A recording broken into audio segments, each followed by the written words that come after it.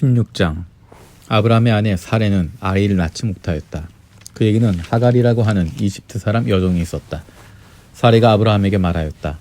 주님께서 나에게 아이를 가지지 못하게 하시니 당신은 나의 여종과 동침하십시오. 하갈의 몸을 빌려서 집안의 대를 이어갈 수 있기를 바랍니다. 아브라함은 사레의 말을 따랐다. 아브라함의 아내 사레가 자기의 여종 이집트 사람 하갈을 데려다가 자기 남편 아브라함에게 아내로 준 때는 아브라함이 가나안 땅에서 살아온 지 10년이 지난 뒤이다. 아브라함이 하갈과 동침하니 하갈이 임신하였다. 하갈은 자기가 임신한 것을 알고서 자기의 여주인을 깔보았다. 사레가 아브라함에게 말하였다. 내가 받는 이 고통은 당신이 책임져야 합니다. 나의 종을 당신 품에 안겨주었더니 그 종이 자기가 임신한 것을 알고서 나를 멸시합니다. 주님께서 당신과 나 사이를 판단하여 주시면 좋겠습니다. 아브라함이 사레에게 말하였다. 여보, 당신의 종이니 당신 마음대로 할 수 있지 않소? 당신이 좋을 대로 그에게 하기를 바라오. 사레가 하갈을 학대하니 하갈이 사레 앞에서 도망하였다. 주님의 천사가 사막에 있는 샘 곁에서 하갈을 만났다. 그 샘은 수르로 가는 길 옆에 있다. 천사가 물었다. 사레의 종 하갈아, 내가 어디서 와서 어디로 가는 길이냐? 하갈이 대답하였다. 나의 여주인 사레에게서 도망하여 나오는 길입니다. 주님의 천사가 그에게 말하였다. 너의 여주인에게로 돌아가서 그에게 복종하면서 살아라. 주님의 천사가 그에게 또 일렀다. 내가 너에게 많은 자손을 주겠다. 자손이 셀 수도 없을 만큼 불어나게 하겠다. 주님의 천사가 그에게 또 일렀다. 너는 임신한 몸이다. 아들을 낳게 될 터이니 그의 이름을 이스마엘이라고 하여라. 내가 고통 가운데서 부르짖는 소리를 주님께서 들으셨기 때문이다. 너의 아들은 들나귀처럼 될 것이다. 그는 모든 사람과 싸울 것이고 모든 사람 또한 그와 싸울 것이다. 그는 자기의 모든 친족과 대결하며 살아가게 될 것이다.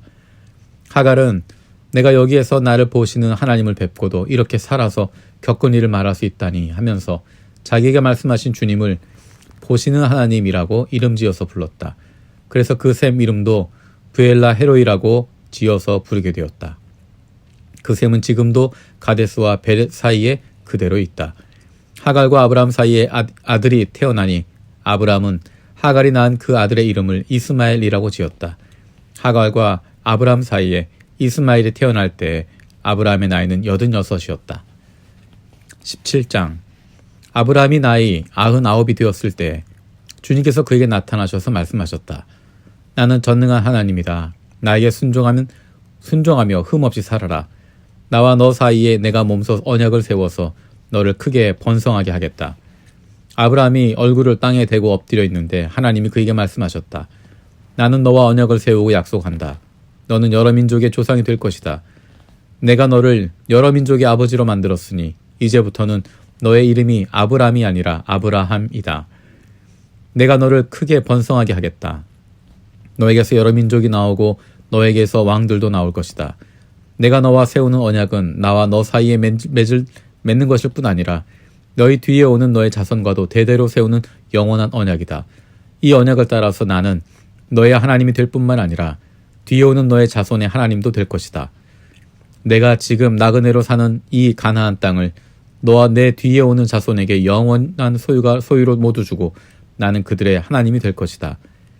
하나님이 또 아브라함에게 말씀하셨다. 너는 나와 세운 언약을 잘 지켜야 하고 내 뒤에 오는 너의 자손도 대대로 이 언약을 잘 지켜야 한다. 너희 가운데서 남자는 모두 할례를 받아야 한다.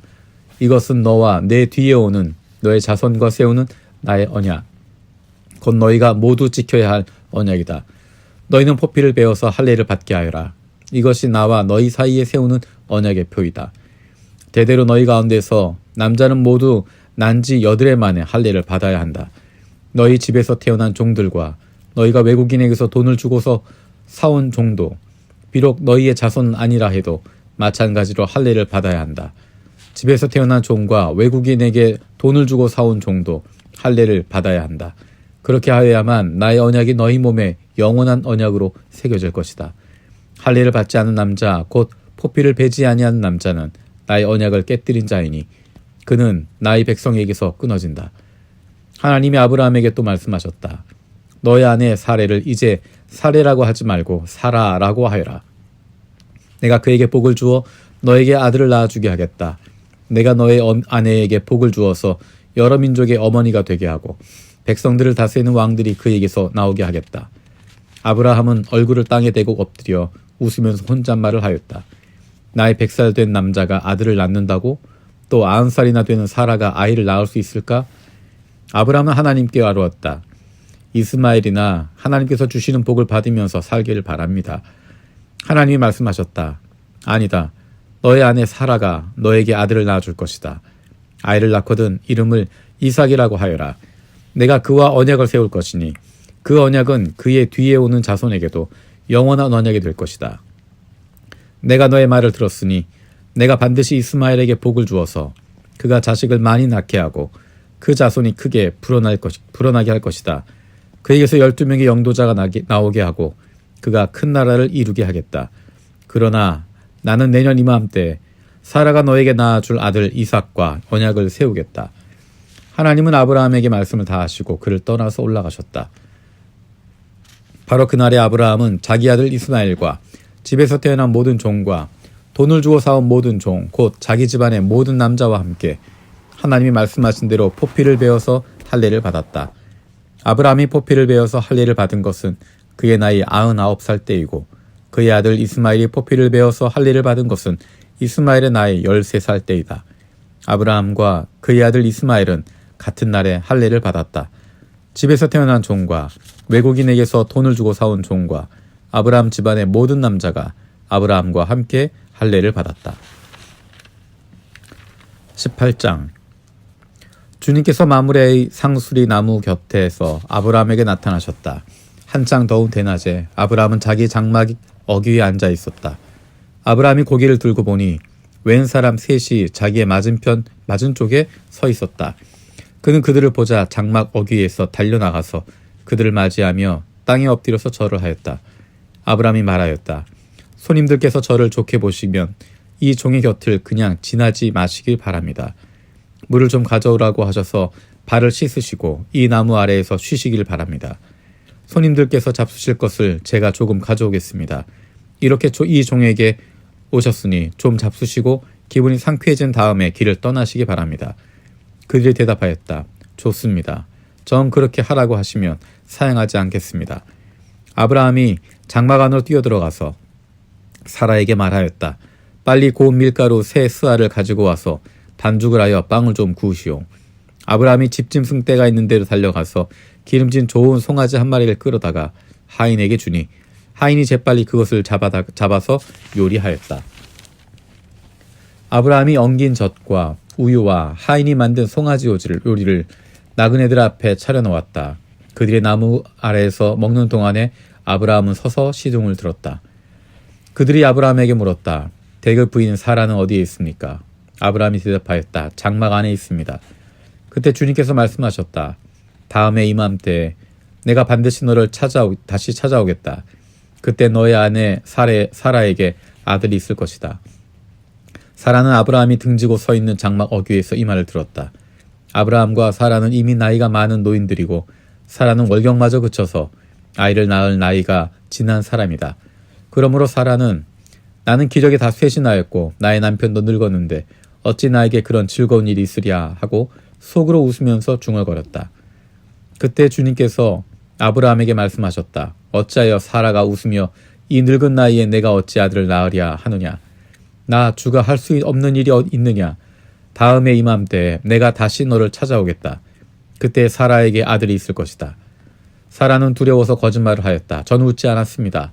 그러나 주님께서 말씀하셨다. 아니다. 너는 웃었다.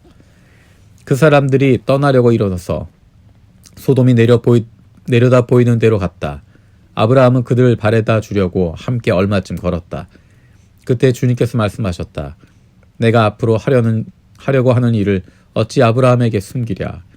아브라함은 반드시 크고 강한 나라를 이룰 것이며 땅 위에 있는 나라마다 그로 말미암아 복을 받게 될 것이다. 내가 아브라함을 선택한 것은 그가 자식들과 자손을 잘 가르쳐서 나에게 순종하게 하고 옳고 바른 일을 하도록 가르치라는 뜻에서 한 것이다. 그의 자손이 아브라함에게 배운 대로 하면 나는 아브라함에게 약속한 대로 다 이루어 주겠다. 주님께서 또 말씀하셨다. 소돔과 고모라에서 들려오는 저 울부짖는 소리가 너무 크다. 그 안에서 사람들이 엄청난 죄를 저지르고 있다. 이제 내가 내려가서 거기에서 벌어지는 모든 악한 일이 정말 나에게까지 들려온 울부짖음과 같은 것인지를 알아보겠다. 그 사람들이 거기에서 떠나 소돔으로 갔으나 아브라함은 주님 앞에 그대로 서 있었다. 아브라함이 주님께 가까이 가서 아뢰었다. 주님께서 의인을 기꺼이 악인과 함께 쓸어 버리시렵니까? 그 성 안에 의인이 50명이 있으면 어떻게 하시겠습니까? 그래도 주님께서는 그 성을 기어이 쓸어 버리시렵니까? 의인 50명을 보시고서도 그 성을 용서하지 않으시렵니까? 그처럼 의인을 악인과 함께 죽게 하시는 것은 주님께서 하실 일이 아닙니다. 의인을 악인과 똑같이 보시는 것은 주님께서 하실 일이 아닌 줄 압니다. 세상을 심판하시는 분께서는 공정하게 판단하셔야 하지 않겠습니까? 주님께서 대답하셨다. 소돔성에서 내가 의인 50명만 찾을 수 있으면 그들을 보아서라도 그 성 전체를 용서하겠다. 아브라함이 다시 아뢰었다. 티끌이나 재밖에 안 되는 주제에 제가 주님께 감히 아뢰입니다. 의인이 50명에서 5이 모자란다고 하면 어떻게 하시겠습니까? 5이 모자란다고 성 전체를 다 멸하시겠습니까? 주님께서 대답하셨다. 내가 거기에서 45명만 찾아도 그 성을 멸하지 않겠다. 아브라함이 다시 한번 주님께 아뢰었다. 거기서 40명만 찾으시면 어떻게 하시겠습니까? 주님께서 대답하셨다. 그 40명을 보아서 내가 그 성을 멸하지 않겠다. 아브라함이 또 아뢰었다. 주님, 노하지 마시고 제가 말씀드린 것을 허락하여 주시기 바랍니다. 거기에서 30명만 찾으시면 어떻게 하시겠습니까? 주님께서 대답하셨다. 거기에서 30명만 찾아도 내가 그 성을 멸하지 않겠다. 아브라함이 다시 아뢰었다. 감히 주님께 아뢰입니다. 거기에서 20명만 찾으시면 어떻게 하시겠습니까?